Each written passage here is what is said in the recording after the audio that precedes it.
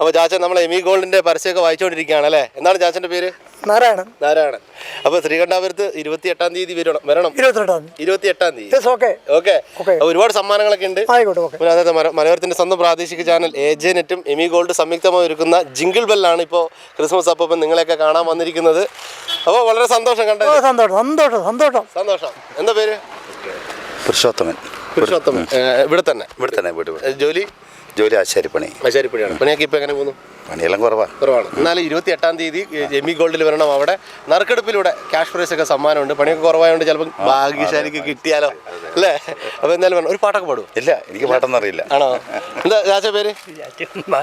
ബാലട്ടൻ. എങ്ങനെ ഉഷാറായിട്ട് പോകണു. അപ്പോൾ 28-ാം തീയതി എമി ഗോൾഡിൽ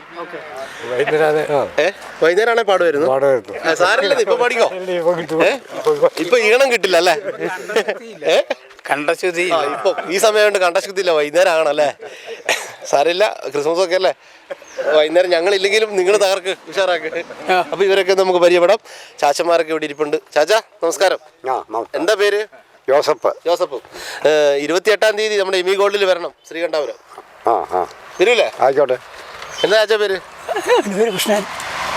28-ാം തീയതി വരണം. എല്ലാവരും ഒരേ പ്രായക്കാരായതുകൊണ്ട് ഇരിക്കുമ്പോൾ ഒരു സുഖമുണ്ട്. ആണല്ലേ?